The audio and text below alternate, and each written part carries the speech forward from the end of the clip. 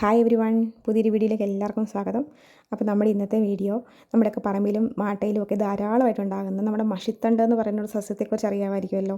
മഷിത്തണ്ടെന്ന് പറയും വെള്ളത്തണ്ട്, വെറ്റിലപ്പച്ച, silver Bush, shining Bush, കണ്ണാടിപ്പച്ച, അങ്ങനെ പല പേരുകളിൽ പല ഭാഗങ്ങളിൽ ഇത് അറിയപ്പെടുന്നുണ്ട് കേട്ടോ. അപ്പം ഇതാണ് ഐറ്റം. ഈ നിൽക്കുന്ന ചൊറിയണങ്ങാണ് കേട്ടോ. ഇതുകൊണ്ട് തോരൻ വെക്കാമെന്ന് കേട്ടിട്ടുണ്ട്, പക്ഷെ നമ്മൾ അതിലേക്കൊന്നും പോകുന്നില്ല. അതായത് നമ്മളിന്ന് വെക്കാൻ പോകുന്നത് ഇത് ഈ മഷിത്തണ്ട് കൊണ്ട് ഒരു ചെറിയ തോരനാണ് കേട്ടോ. അപ്പോൾ അതിന് വേണ്ടിയിട്ട് ഞാൻ ഈ മഷിത്തണ്ട് പറിച്ചെടുക്കുകയാണ്.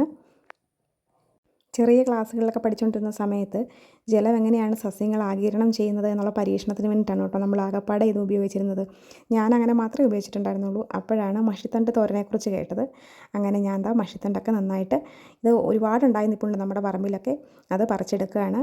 നിലം പറ്റി നിൽക്കുന്നതുകൊണ്ട് തന്നെ നന്നാക്കിയിട്ട് നല്ല വിഷമമുള്ള കാര്യമാണ് കേട്ടോ. നന്നായിട്ട് ഒലച്ച് കഴുകി വേണം എടുക്കാനായിട്ട്. അപ്പോൾ ഞാൻ ഇത് കുറച്ചേ പറിച്ചെടുത്തുള്ളൂ.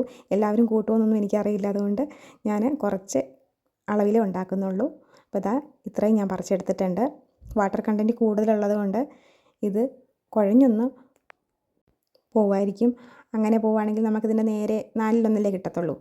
അപ്പോൾ ഇതാ ഞാൻ ഇത് കഴുകിയെടുക്കുന്നതിന് ഭാഗമായിട്ട് ആദ്യം ഇതിൻ്റെ ആ മണ്ണ് ഉള്ള വശം അങ്ങോട്ട് കത്രികയും കൊണ്ട് കണ്ടിച്ച് കളഞ്ഞു കേട്ടോ. പിന്നെ ടാപ്പിലോട്ട് വെള്ളം നന്നായിട്ട് തെറിപ്പിച്ച് കഴുകുന്ന പോലെ ഒലച്ചൊലച്ച് കഴുകിയെടുക്കുകയാണ്. അല്ലെങ്കിൽ നമുക്ക് മണ്ണൊക്കെ കടിക്കും. അതുകൊണ്ട് നന്നായിട്ട് കഴുകിയെടുക്കണം. അപ്പോൾ ഞാനൊരു 3-4 ട്രിപ്പിലും ഇങ്ങനെ വെള്ളം കുത്തി ഒഴിച്ചിട്ട് അത് മറിച്ച് കളഞ്ഞു.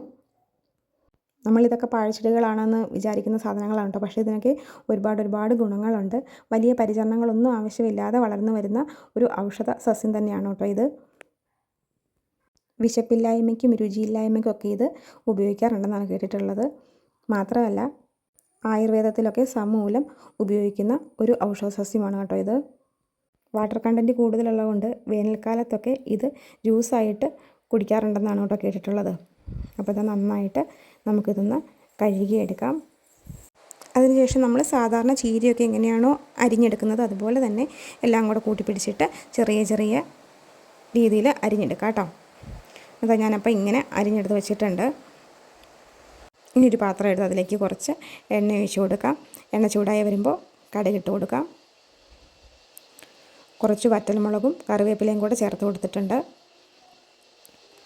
അതൊന്ന് മൂത്ത് വരുമ്പോൾ അതിലേക്ക് നമുക്ക് കുറച്ച് സവോളയോ കൊച്ചുള്ളിയോ ഏതാണെങ്കിലും കുഴപ്പമില്ല, അത് അരിഞ്ഞതും പച്ചമുളകും കൂടെ ചേർത്ത് കൊടുക്കാം.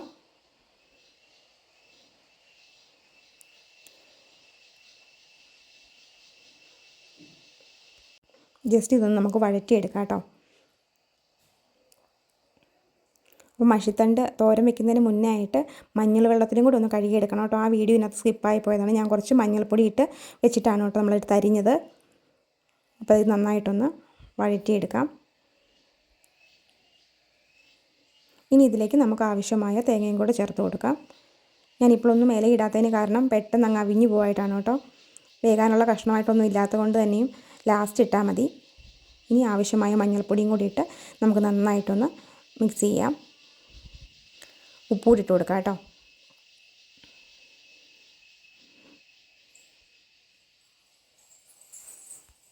ഇലക്കറികൾക്കെല്ലാം ഓരോ രുചികളല്ലേ. മത്തയിലക്കാണെങ്കിലും ചീരയിലക്കാണെങ്കിലും മുരിങ്ങയിലക്കാണെങ്കിലും ഒക്കെ ഓരോ ഇലയ്ക്കും അതിൻ്റേതായ ടേസ്റ്റാണല്ലോ. അപ്പം ഇതിനും അതിൻ്റേതായ ഒരു ടേസ്റ്റാണ് കേട്ടോ. നമുക്ക് ഇതിൻ്റെ ടേസ്റ്റ് എന്നൊന്നും പറയാൻ പറ്റത്തില്ല.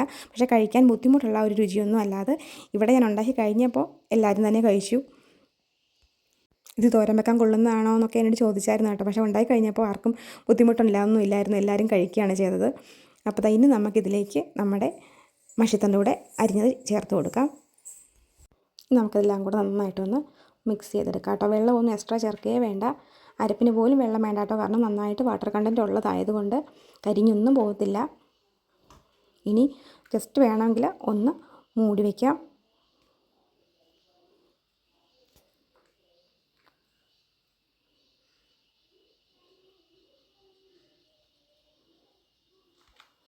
ഉപ്പ് ചേർക്കുമ്പോൾ ശ്രദ്ധിക്കണം കേട്ടോ. കാരണം ഇത് വെന്ത് കഴിയുമ്പോൾ നേരെ പകുതിയായി കുറഞ്ഞു പോകും. അപ്പോൾ ആവശ്യമുണ്ടെങ്കിൽ പിന്നീട് ചേർത്ത് കൊടുത്താൽ മതി. അപ്പോൾ അത് നന്നായിട്ടൊന്ന് ഇളക്കിയിട്ട് നമുക്ക് ജസ്റ്റ് ഒന്നുകൂടെ മൂടി വെച്ചിട്ട് എടുത്തതാണ്. അപ്പോൾ നമ്മുടെ മഷിത്തണ്ട് റെഡി ആയിട്ടുണ്ട്. അപ്പോൾ ഇനി മഷിത്തണ്ട് കാണുവാണെങ്കിൽ ഇങ്ങനെ ഒരു തോരൻ ഉണ്ടാക്കി നോക്കൂ കേട്ടോ. എല്ലാവർക്കും ഇഷ്ടമാവുമെന്ന് അറിയാലോ. ഒരുപാട് ആരോഗ്യ ഗുണങ്ങളും ഉള്ളതാണ് കേട്ടോ ഇതിന്. അപ്പോൾ നമ്മുടെ ഇന്നത്തെ വീഡിയോ ഇത്രയേ ഉള്ളൂ. ഇഷ്ടമാണെങ്കിൽ നമ്മുടെ ചാനൽ സബ്സ്ക്രൈബ് ചെയ്ത് സപ്പോർട്ട് ചെയ്യാൻ മറക്കണ്ട. അപ്പോൾ പുതിയൊരു വീഡിയോയിൽ നമുക്ക് വീണ്ടും കാണാം. അതുവരേക്കും tata bye bye. Okay, see U.